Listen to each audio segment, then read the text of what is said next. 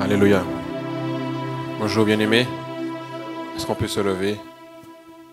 Et est-ce qu'on peut avoir une atmosphère de prière? Ma soeur peut mettre. Alléluia. Merci Seigneur. Est-ce que l'église est là ce matin? Amen. Est-ce que tu es dans la joie d'être là ce matin? Amen. Et est-ce que tu es prêt à prier? Est-ce que tu veux prier déjà? Alléluia. Nous allons prier pour rester vraiment concentré, sensible au Saint-Esprit. Alléluia. Merci à toi, cher Saint-Esprit.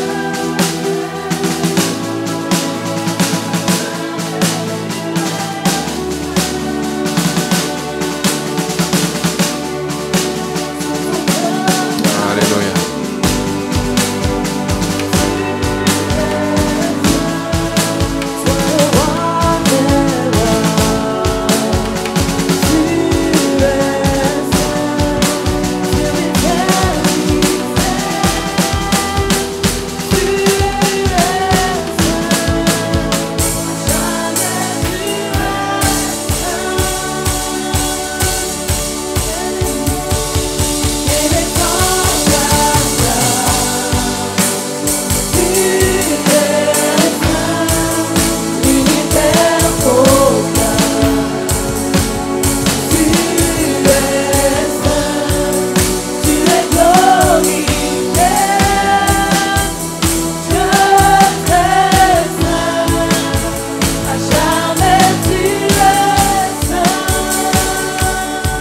Alléluia. Est-ce qu'on peut prier? Seigneur, nous voulons te bénir, Papa, pour ce matin, Seigneur. Nous voulons te rendre la gloire, Seigneur. Nous voulons te bénir, Seigneur. Tu as suscité, Seigneur, des moments, des temps, Seigneur mon Dieu, afin que nous puissions nous réunir, Seigneur. Afin que nous puissions être ensemble pour entendre ta parole. Oh cher Saint-Esprit, je sais que tu veux interpeller ton peuple. Je sais que tu veux parler à chacun d'entre nous. Tu veux nous parler, tu veux parler à l'Église. Oh merci, cher Saint-Esprit. Seigneur, ma prière ce matin, Seigneur, c'est que vraiment, Seigneur, nous soyons sensibles et que nous soyons touchés, Seigneur. Ma prière ce matin, et que ça soit aussi ta prière. Que ça soit aussi ta prière, c'est que vraiment, Seigneur, quand nous sortons d'ici, Seigneur, ce n'est pas juste une prédication de plus, mais que vraiment, Seigneur, nous puissions, Seigneur, sortir d'ici avec la détermination, Seigneur, de te servir, avec la détermination de te voir, de voir ta gloire dans nos vies, avec la détermination de marcher droit, avec la détermination, Seigneur, d'être comme tu veux, Seigneur. Je prie. Ma prière vraiment ce matin, c'est que pas juste la prédication, Seigneur, mais que ce moment que nous passons, que nous vivons avec toi, nous puissions ressortir, non pas seulement avec un dynamisme, mais que nous ressortons, Seigneur, avec un cœur consacré, Seigneur, un cœur convaincu, Seigneur, un cœur convaincu de vivre avec toi, Seigneur. Que ta parole encore nous délivre, que ta parole nous sanctifie, que ta parole nous purifie, Seigneur. Papa éternel, parle-nous encore. Parle-nous encore, Seigneur, en ce matin. Je crois, Saint-Esprit, que tu as déjà parlé, que tu es constamment en train de nous parler, que tu vas nous parler encore. Merci, Seigneur. Merci pour cette parole, parce que je crois qu'elle me bénit également, Seigneur. Que chacun d'entre nous en soyons bénis. Mais j'insiste, Seigneur, que nous puissions ressortir d'ici avec, Seigneur, ce feu, ce désir de marcher avec toi. Amen. Merci, Seigneur. Alléluia. Bien-aimés, je vous bénis. Je vous bénis ce matin. Et bien-aimés, je voulais vous dire que toutes les réunions que nous passons ici, que ce soit à Sainte-Luce ou ailleurs, soyons vraiment sensibles que le Seigneur nous parle. Que Dieu nous parle par ses serviteurs. Amen. Ce n'est pas juste une réunion de plus. Mais sachons vraiment, ayons vraiment cette conscience que Dieu nous parle. Et pourquoi je dis ça? Parce que j'observe, je constate vraiment que le Saint-Esprit, je prends l'exemple de vendredi où le pasteur nous a parlé d'une manière, et encore ce matin, avec ce que le pasteur nous a dit, le Saint-Esprit nous interpelle sur notre condition. Amen. Dieu parle à l'Église et je crois que c'est vraiment l'amour de Dieu. Amen. C'est l'amour de Dieu. Dieu veut que son Église soit droite. Dieu veut que tu sois correct. Dieu, quand je dis correct, vous avez compris, Dieu veut que tu sois selon sa volonté. Et ça, c'est l'amour de Dieu. Et chaque fois qu'on a une réunion, vraiment, soyons sensibles à ce que l'Esprit de Dieu nous dit. Et quand je dis soyons sensibles, ça veut dire que ça ne soit pas juste une parole et puis c'est bon, voilà, on a vécu un bon moment. Non, que chaque parole qui a été dite, nous puissions réfléchir là-dessus. Pourquoi le Seigneur dit ça? Pourquoi le Saint-Esprit nous dit cela? Amen. Vous allez voir ce dont je vais partager tout à l'heure. Mais soyons vraiment respectueux. Voilà le bon terme que je voulais dire. Soyons respectueux de ce que l'Esprit de Dieu dit au travers de ses serviteurs. Amen. En tout cas, de ce qui est porté ici ou à Sainte-Luce. Soyons vraiment sensibles à ce, parce que si Dieu le dit, quand le serviteur parle, c'est Dieu qui parle. Alors bien sûr, nous restons des humains, mais ce que je veux dire, c'est que Dieu est forcément obligé de passer par un être humain, mais c'est la parole de Dieu. Amen. Donc ça veut dire que ça a du sens, que ça a du poids, et que si ça a été dit, c'est parce qu'il faut le mettre en pratique. Et je comprends pourquoi aussi pasteur appuie sur l'obéissance. Amen. Et pourquoi nous devons être obéissants? Parce que quand Dieu dit quelque chose, ce n'est pas juste pour qu'une parole soit prêchée, mais pour qu'elle soit mise en pratique. Amen. Le thème ce matin, c'est Jésus revient, où en es-tu? Amen. Et je vais, voilà, le thème c'est le retour de Jésus. Alors, j'aurais voulu effectivement parler du retour de Jésus, voilà, de comment dire, de toutes les manifestations, tout ça, mais ce ne sera pas ça. Je veux plutôt nous interpeller. Amen. Parce que ce message m'interpelle aussi, c'est pour moi, c'est pour toi, c'est pour chacun d'entre nous. Et ce matin, le message c'est Jésus revient. Où en es-tu? Vous pouvez vous asseoir. Le peuple peut s'asseoir. Amen. Et je veux mettre le doigt sur notre état ce matin. Notre état de cœur, notre condition. Où en es-tu? Est-ce que ce matin, je vous donne l'occasion de pouvoir réfléchir là-dessus? De prendre quelques secondes, juste 2-3 secondes pour dire, voilà, là je suis où avec le Seigneur? Parce qu'il revient. Et ça, nous le savons déjà, et je pense, bien aimé, que chaque fois, nous avons besoin de cette piqûre de rappel que nous vivons notre vie, mais le Seigneur Jésus revient.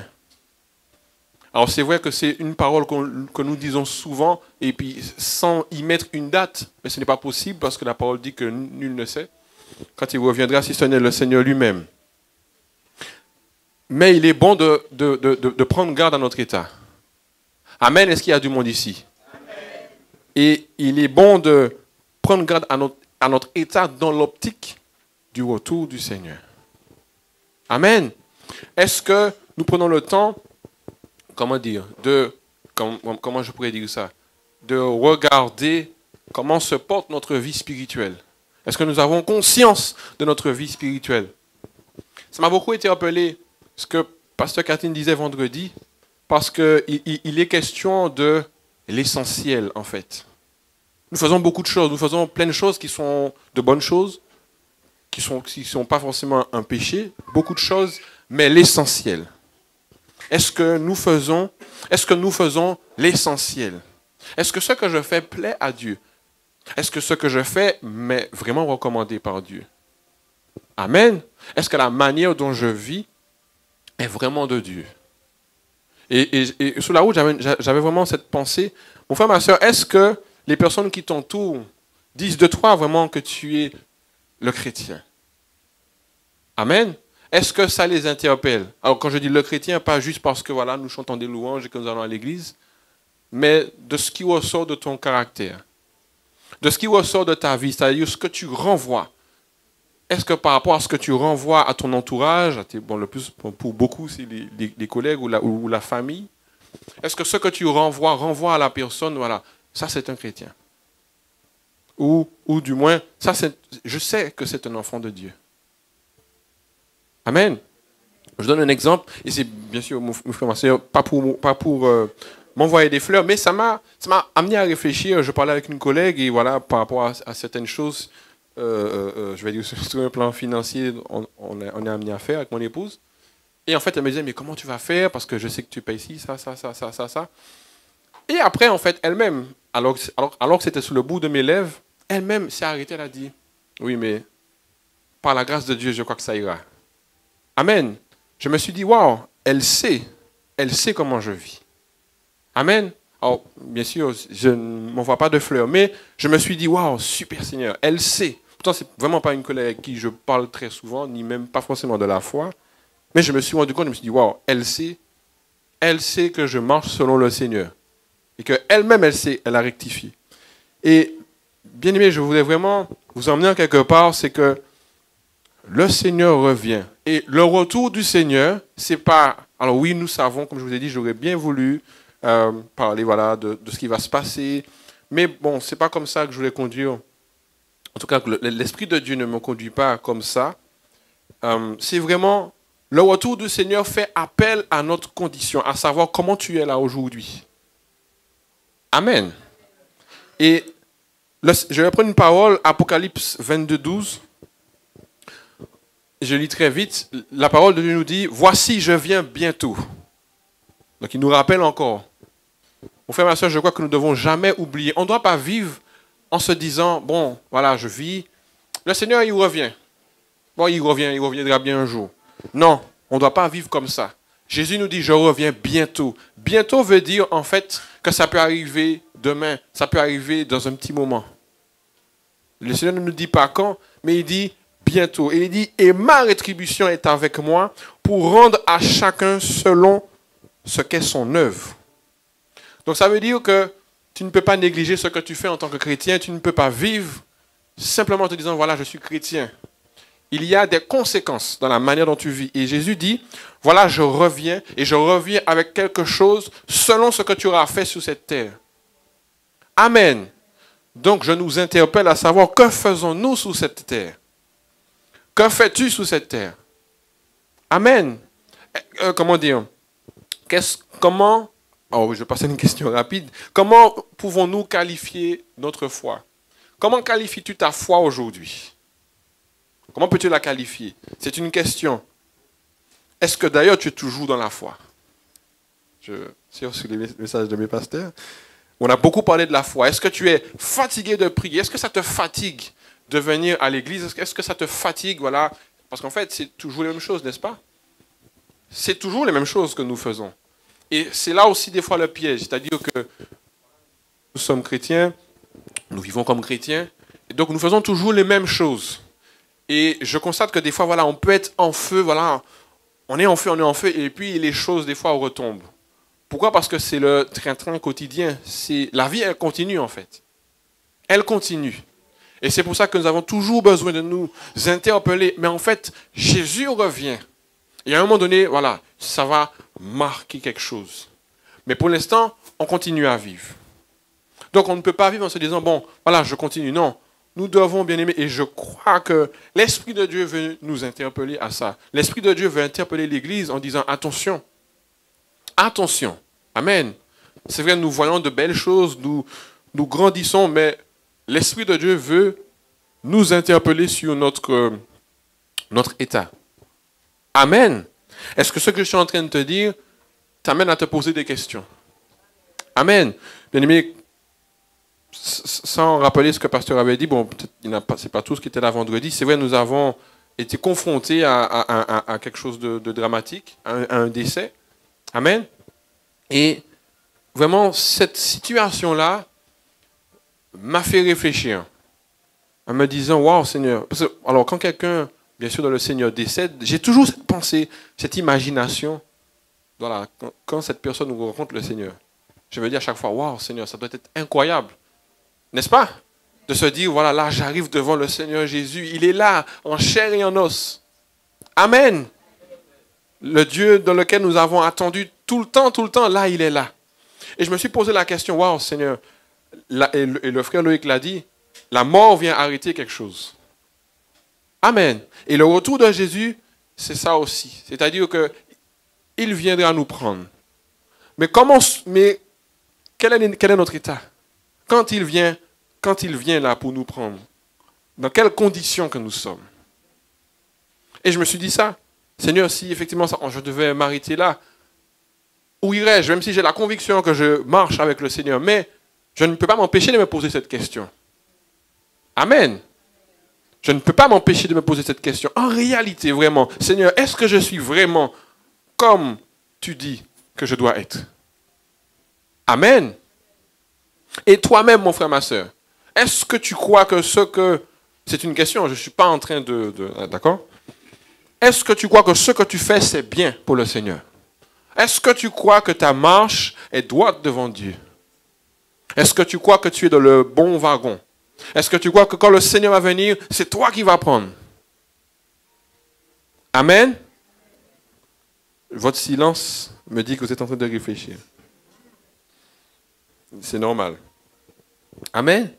Et j'ai certainement déjà dit, le retour du Seigneur, ça met en lumière notre vraie vie. La valeur même de notre marche. Amen? Si celle-ci est d'une valeur sûre ou superficielle. Parce que souvent, et le pasteur l'a dit la dernière fois, on peut être aussi très superficiel. On peut faire beaucoup de choses. Mais la valeur, et le pasteur l'a dit souvent, désolé si je dis souvent pasteur, mais le poids, quel est le poids de notre marche?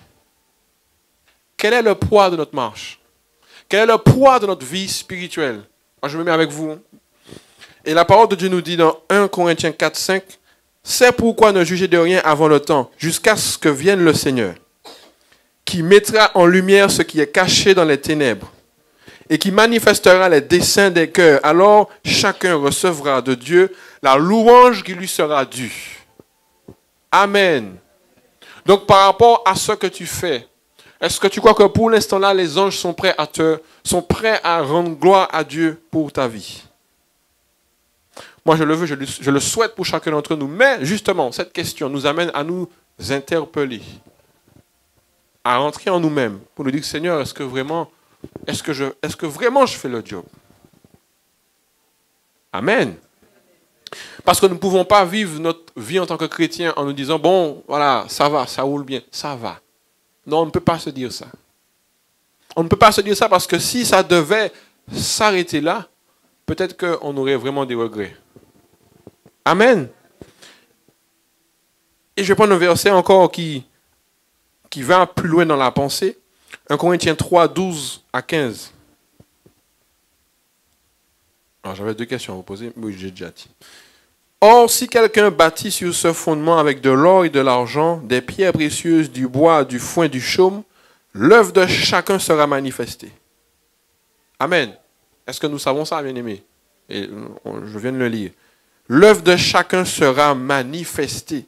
Ça veut dire, bien-aimés, que ce que nous vivons est vu. Physiquement, mais surtout spirituellement. Car le jour la fera connaître. Ça veut dire le retour du Seigneur. Alors, bien sûr, quand nous parlons du retour du Seigneur, c'est vrai que c'est très général et c'est aussi des événements, plusieurs événements. Mais bon, de façon globale, le retour du Seigneur. Parce qu'elle se révélera dans le feu et le feu éprouvera ce qu'est l'œuvre de chacun. Quelle est l'œuvre de chacun? Là, mon frère, ma soeur, je te parle à toi, à ta propre foi, à ta propre vie spirituelle. Afin que toi-même, tu rentres en dedans de toi, que même pendant que je suis en train de parler, tu dois être en train de réfléchir en te disant, voilà, comment moi je suis? Est-ce que vraiment ma vie spirituelle est debout? Est-ce que vraiment elle a de la valeur? Est-ce que si elle passe par le feu? Le Seigneur dit, si l'œuvre bâtie par quelqu'un sur le fondement subsiste, il recevra une récompense. Si l'œuvre de quelqu'un est consumée, il perdra sa récompense pour lui. Il sera sauvé, mais comme au travers du feu. Et ma question, qu'est-ce que nous voulons? Amen. Qu'est-ce que nous voulons? Est-ce que le retour du Seigneur, normalement, est signe de victoire? Amen. Le retour du Seigneur est signe de victoire. Et pourtant, le retour du Seigneur peut être un honneur pour nous, mais comme aussi le contraire. Amen. Alors que, je répète, le retour du Seigneur est signe de victoire pour nous. Et il dit, si l'œuvre de quelqu'un est consumée, pourquoi celle-ci devrait être consumée? Pourquoi elle devrait être consumée? Parce qu'elle n'a pas de poids. Amen. Ça veut dire qu'on aura vécu toute notre vie de chrétien, et puis à l'arrivée, elle n'a pas de poids. Elle n'a pas de valeur. Alors que notre vie chrétienne doit avoir de la valeur parce qu'en fait, nous sommes destinés à être récompensés. Et il dit, il perdra sa récompense pour lui et il sera sauvé, mais comme au travers du feu. Je ne peux pas expliquer plus, les mots, c'est du français. Amen. Est-ce que tout le monde a compris? Amen. Donc, cela veut dire, durant ce temps sur terre, qu'est-ce que nous faisons? Ici, là, Église du Lamentin. Qu'est-ce que l'Église du Lamentin fait? Est-ce que le Seigneur est content de ce que nous accomplissons? Réfléchissons à cela. Est-ce que le Seigneur est content de ce que j'accomplis? C'est une question que je vous propose pour chacun d'entre nous. Et justement, est-ce que le Seigneur viendra pour nous honorer? Est-ce qu'il vient honorer notre foi? Amen. Alors, quelque chose de positif, mon frère, ma soeur, puisque la vie continue quand même, on a justement cette possibilité de décider, de prendre une décision, de dire, Seigneur, je veux pouvoir marcher avec toi. C'est pour ça que je parle de notre cœur.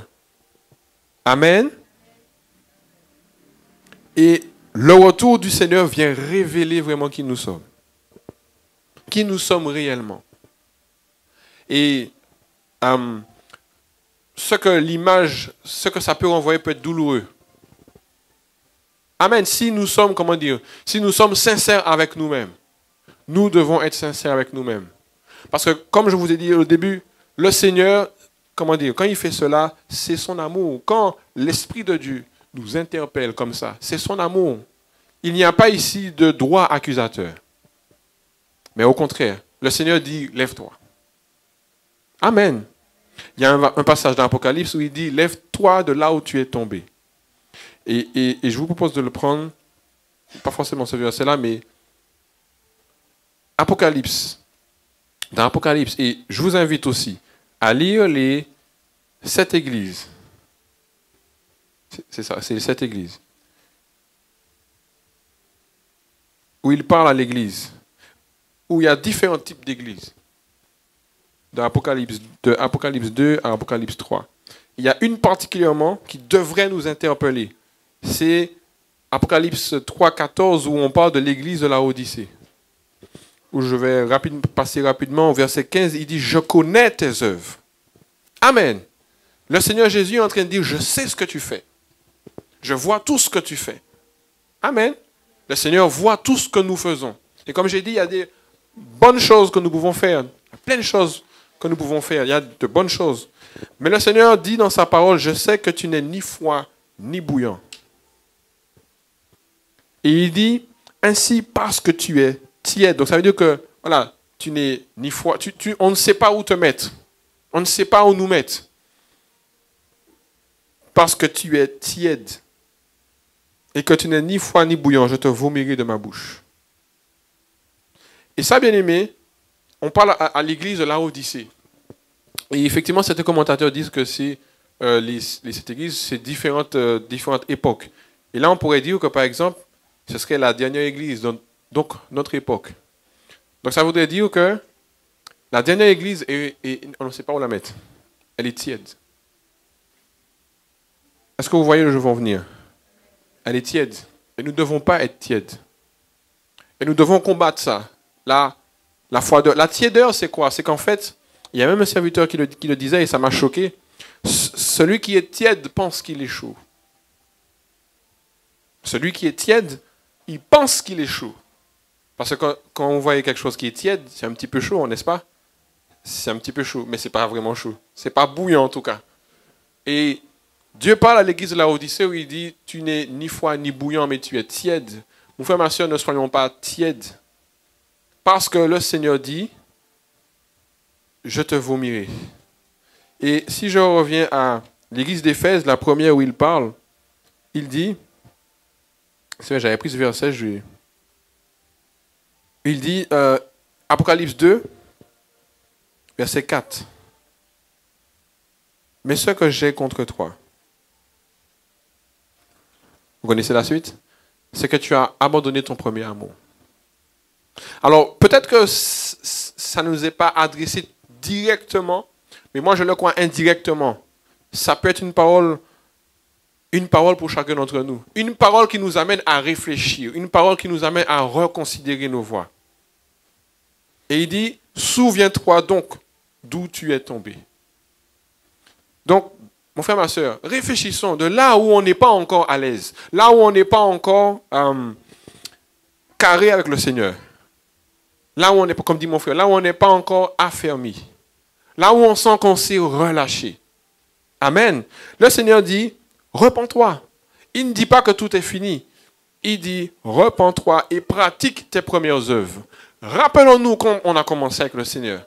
Ou rappelons-nous ces moments où on a senti qu'on était en feu et qu'on pouvait bouger le monde. Eh bien, à chaque fois, rappelons-nous ces temps-là. Parce que le Seigneur dit, repens-toi et pratique tes premières œuvres. Parce qu'il dit, sinon, je viendrai à toi. Donc, c'est là où je voulais montrer ce côté où le Seigneur, il revient, oui, mais ce n'est pas forcément pour nous faire du bien. Il dit, j'ôterai ton chandelier de sa place à moins que tu ne te repentes. Donc, ça veut dire, mon frère, ma soeur, à l'écoute de ces paroles-là, ne sortons pas d'ici en se disant, voilà, la prédication, elle était bien. Non. Quand on sort d'ici, ok Seigneur, maintenant je prends une décision. Amen. Qui est prêt à faire ça? Mon frère, ma soeur, c'est un défi. Si l'Esprit de Dieu nous parle de ça, il n'y a pas que moi, il y a avant, depuis un petit moment, l'Esprit de Dieu nous rappelle à revoir notre copie. L'Esprit de Dieu nous dit, repens-toi et pratique tes premières œuvres. Là où tu étais en feu, là où tu voulais sauver tout le monde. Amen. Alléluia. Et je voulais mettre l'accent sur 3 points essentiels par rapport au fait que le Seigneur revient. 3 points importants, c'est, premier point, notre relation avec Dieu. Ça, c'est capital, mon frère, ma soeur. C'est capital. Revois ta relation avec Dieu. Amen. Comment tu qualifies ta relation avec Dieu aujourd'hui?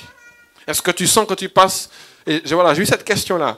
Est-ce que aujourd'hui, tu peux dire que au fil du temps, tu passes plus de temps avec le Seigneur ou qu'au final, tu te rends compte que tu passes moins en moins de temps avec Dieu? Amen. C'est une piste de réflexion. Bravo pour ceux qui passent de plus en plus de temps. Et ceux qui passent moins, mon frère, ma soeur, nous tirons la sonnette d'alarme. Si tu passes moins de temps avec le Seigneur, si tu cibles que je ne passe pas assez de temps, alors, mon frère, ma soeur, lève-toi et passe du temps avec Dieu. Je crois que chaque message, nous l'avons déjà dit. Et il est bon de le redire. Il est bon de le redire, de revoir notre relation avec Dieu, parce qu'en fait, c'est là que ça se passe. Si le Seigneur dit, celui qui m'aime, celui qui dit m'aimer, c'est celui qui lit ma parole. Amen. C'est quelque chose de si basique et pour autant quelque chose dans lequel on fait l'impasse. Ou du moins, on peut faire l'impasse très vite. Parce que le temps passe, le temps continue, nous avons moult activités. Et pourtant, c'est l'une des choses principales, c'est passer du temps avec Dieu. Amen. Parce que, bien aimé, c'est très simple. Si tu ne passes pas du temps avec cette personne, ça veut dire que, bon, parce qu'elle ne compte pas tellement. Amen. Quand on ne passe pas du temps avec une certaine personne, c'est parce que ça pourrait être insignifiant. Alors que quand on passe du temps avec quelqu'un, c'est parce qu'il y a un intérêt. Amen. Il y a un intérêt, il y a une affection, il y a un désir même. Et le Seigneur dit, mais ce que j'ai contre toi, alors je vais prendre en parole de vie, et prenons-le, bien-aimé, avec la manière dont c'est dit, mais j'ai un reproche à te faire. Vous imaginez si le Seigneur vient et dit, j'ai un reproche. Vous imaginez le Seigneur Jésus qui nous dit, j'ai un reproche à te faire. Tu ne m'aimes plus comme au début. J'ai trouvé intéressant de prendre ce passage-là en parole de vie parce que j'ai trouvé qu'il était très touchant. Et il dit, souviens-toi, tu avais bien commencé. Et puis tu es tombé. Amen. Donc avec force, je le dis, change ta vie et agis comme tu agissais au début. Parce que si tu ne changes pas, je vais m'approcher de toi et je vais enlever ta lampe de sa place. Amen. Donc, vous imaginez, mon frère, ma soeur, nous servons le Seigneur, nous faisons plein de choses bien pour Dieu, même qui pourraient être reconnues par les hommes. Et le Seigneur dit, moi je vais enlever ta lampe de sa place. Pourquoi? Parce que pour lui, ça ne rime à rien. Là où notre Seigneur devrait effectivement nous honorer, au contraire, il nous descend. Amen. Alors le Seigneur, mais bien sûr, le Seigneur n'a pas envie d'arriver jusque-là. Parce qu'avant de dire ça, il dit, change ta vie et agis comme tu faisais, comme tu agissais au début. Amen. Est-ce que tu veux reprendre avec le Seigneur ta relation? Réfléchis sur ta relation avec Dieu. Analyse. Chacun sait quel temps qu'il passe avec Dieu. Chacun sait quel temps où il reste devant Dieu. Et quand je dis ça, je ne parle pas juste du côté religieux, non. Mais ce sentiment d'avoir toujours ce besoin d'être à Dieu. Ce sentiment d'avoir toujours ce besoin d'avoir cette écoute, de ressentir la présence de Dieu. Amen. Comment tu es lorsque tu sens effectivement, qu'est-ce que tu fais quand tu sens que, voilà, j'ai pas passé de temps avec Dieu ou je me sens pas proche de Dieu? Qu'est-ce que tu fais à ce moment-là? Est-ce que tu continues à vivre? Ou est-ce que tu te dis, non Seigneur, je dois prier? Est-ce que tu mets des choses en place? Est-ce que tu mets des choses en place? Si oui, tu es sur la bonne voie. Sinon, tu n'es pas sur la bonne voie. Et là, tu te laisses aller. Et quand le Seigneur va revenir, il va agir.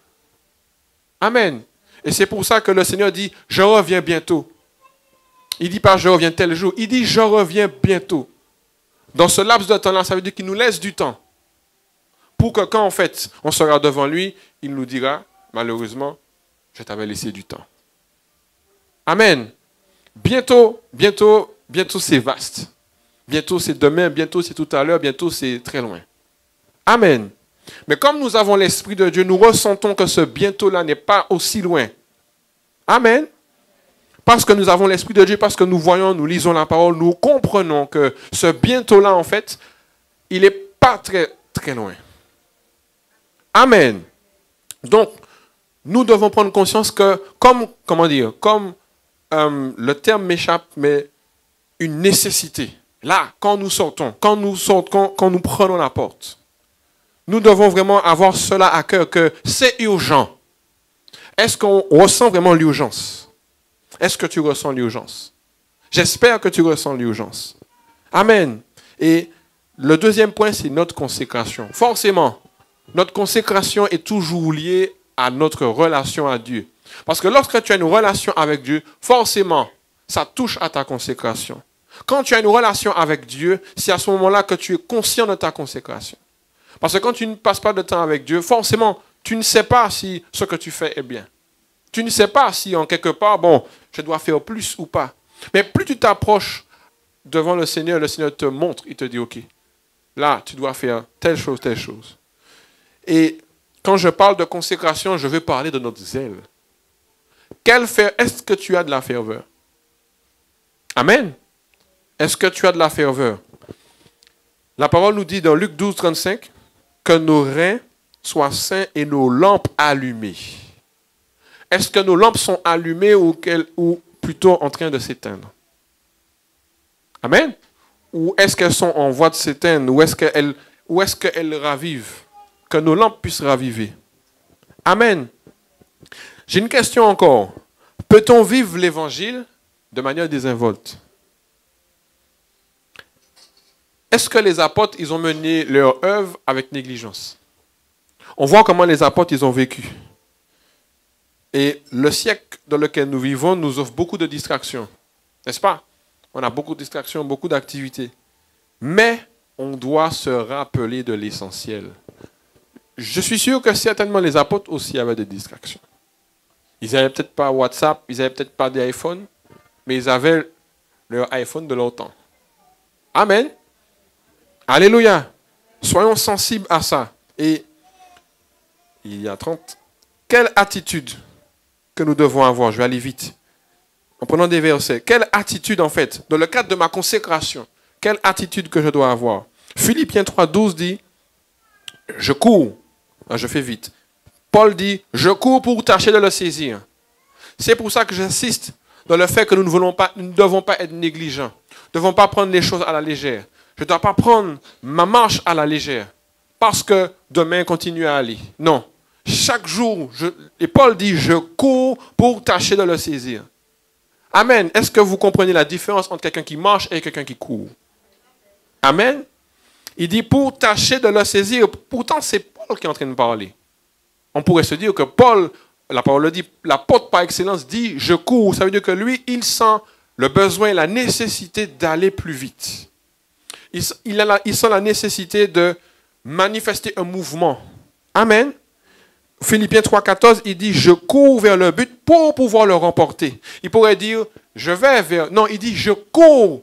Donc pour lui, il utilise une expression pour dire qu'il faut aller plus vite pour tâcher de le remporter parce qu'en quelque part, comme s'il laisse penser qu'il pourrait lui aussi le louper. Paul qui le dit. Amen. Et je vais prendre aussi ce verset, 1 Corinthiens 9, 24. Ne savez-vous pas que ceux qui courent dans le stade courent tous, mais qu'un seul remporte le prix? Courez de manière à le remporter. Voici l'attitude qu'on doit avoir, c'est de courir. Il dit, tous ceux qui combattent s'imposent toute espèce d'abstinence.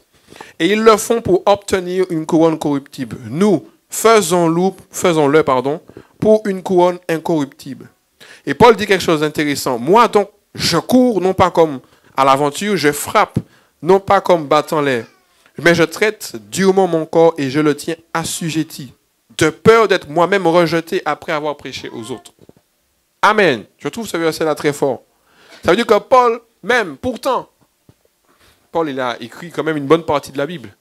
Et Paul se dit que même lui aussi pourrait passer à côté. Amen. Et nous alors, on est peut-être plus fort que Paul? Je ne crois pas. Amen. Donc Paul insiste sur le fait de mettre des moyens à mettre en place. Paul dit, tous ceux qui combattent s'imposent toute espèce d'abstinence. C'est-à-dire que les athlètes font tout ce qui pourrait possible pour performer. Amen. Il fait tout ce qu'il pourrait, tout ce qu'il pourrait pour qu'à la fin, il puisse. C'est lui qui gagne. Et Paul nous dit, voilà, vous, ce n'est pas pour une couronne corruptible, mais pour une couronne incorruptible. Faites-le. Amen. Bien sûr, des choses spirituelles et des choses qui sont bonnes, mais tout ce qu'on pourrait faire pour pouvoir justement gagner le prix d'être à Jésus-Christ. Alléluia. Et Paul dit encore dans Philippiens 2,12, travaillez à votre salut. Amen.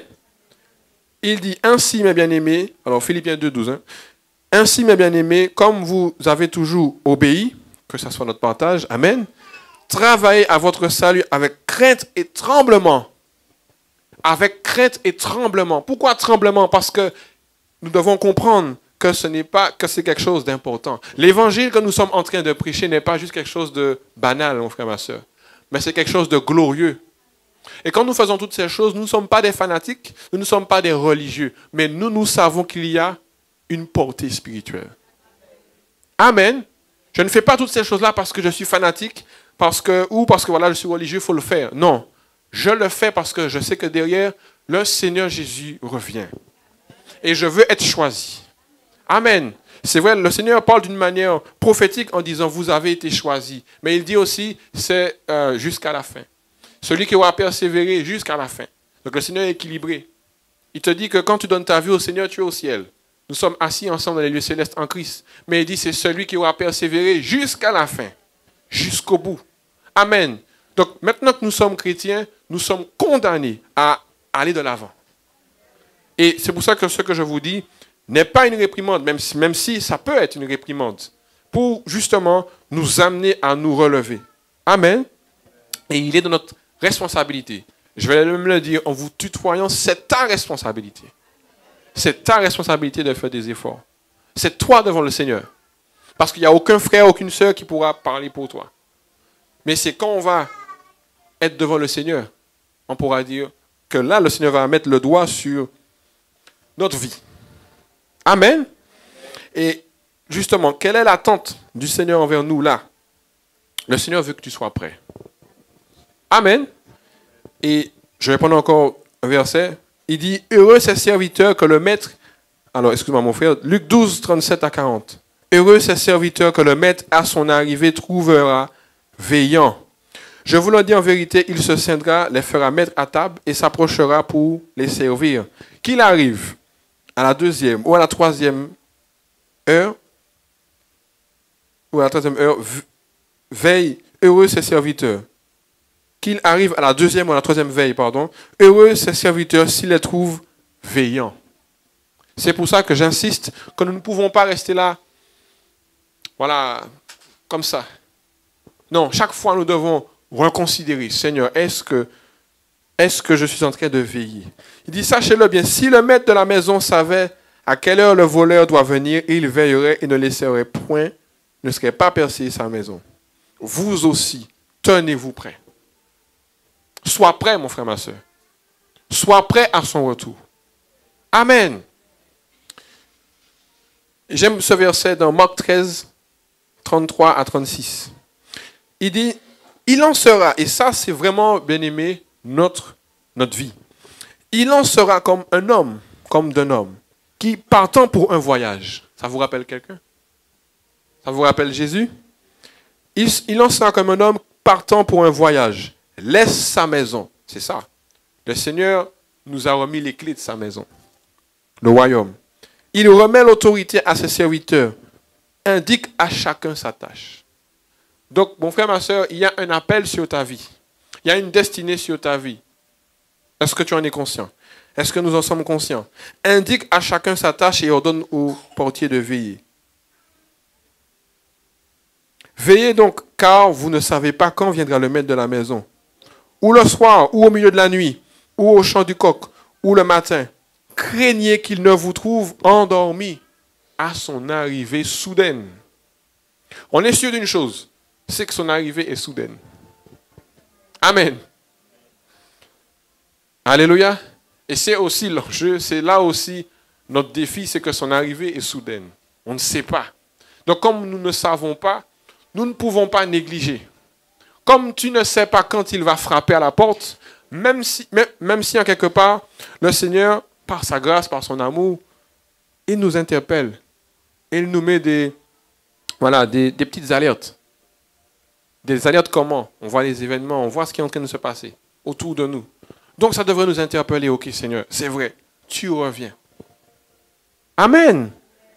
Donc nous devons nous consacrer. Notre consécration est amenée à ça. On ne se consacre pas juste pour se consacrer, juste pour faire plaisir, juste pour que l'Église soit bien. Non, nous nous consacrons parce que le Seigneur veut nous trouver ainsi. Amen. Il veut nous trouver en train de travailler. La parole dit qu'il a remis à chacun sa tâche. Le Seigneur a déposé quelque chose dans ta vie. Il n'a pas juste fait de toi un chrétien. Il n'a pas juste fait de toi un enfant de Dieu. Le Seigneur a mis quelque chose dans ta vie. Donc, tu as un rôle à jouer. Et tu ne dois pas arriver devant le Seigneur où il dit, qu'as-tu fait? C'est tragique. Amen. Tu ne dois pas arriver devant le Seigneur où il te dira, mais qu'as-tu fait? Comme vous connaissez l'histoire où cet homme a remis à chacun de l'argent et que quand il revient, il n'a rien fait de cet argent. Au contraire, il l'a caché. Amen. Et la fin de celui-là a été tragique. Et ça, ce n'est pas notre partage. Parce que le Seigneur dit qu'il vient nous récompenser. Il vient récompenser ceux qui auront cru en son nom. Ceux qui auront mis la foi en lui. Et pour finir, j'en viens à un dernier point. Pour rappeler, je vous ai parlé de notre relation avec le Seigneur qui amène à notre consécration.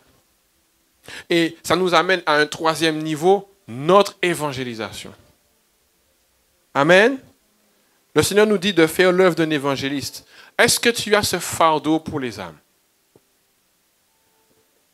Est-ce que tu as ce fardeau pour les âmes? Parce que le Seigneur parle de notre état, mais il a besoin de toi aussi pour les autres. Est-ce que nous nous soucions des autres?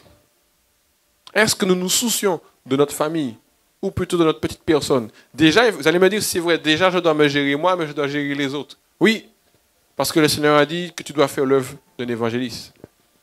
Et le Seigneur va même plus loin en disant, prêche la parole en tout temps. Au bon moment comme au mauvais moment. Moi, je trouve ça dur. Amen.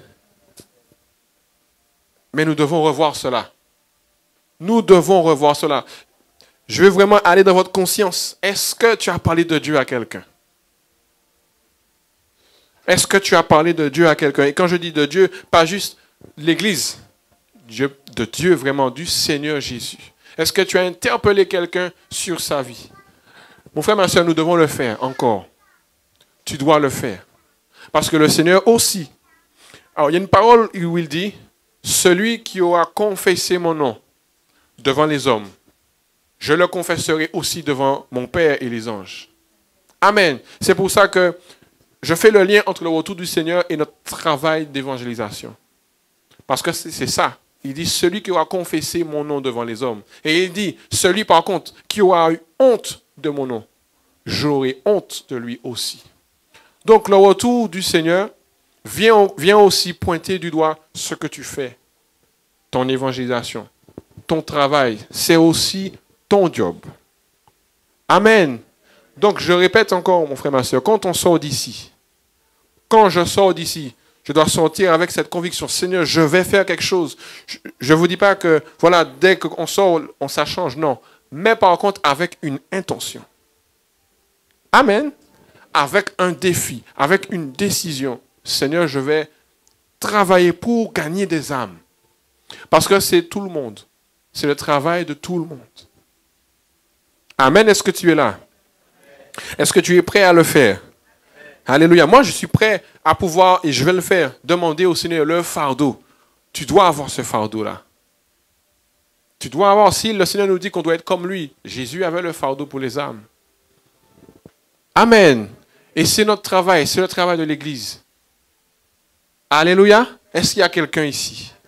Amen. Est-ce que cela nous a interpellés? Le but de ce message, c'est vraiment de nous rappeler, ok, parce que le Seigneur revient, je dois me mettre au travail. Amen.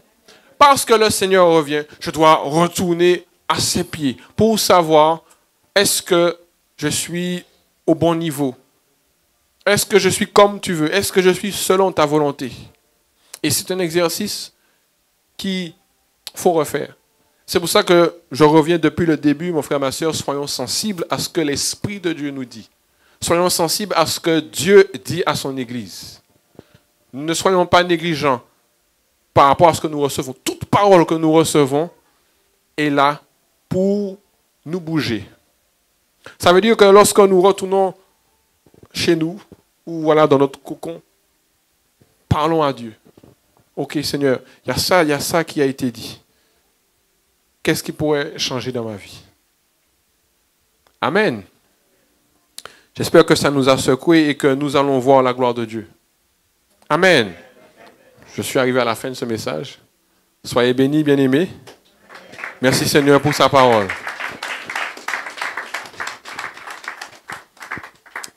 Je laisse la parole au pasteur.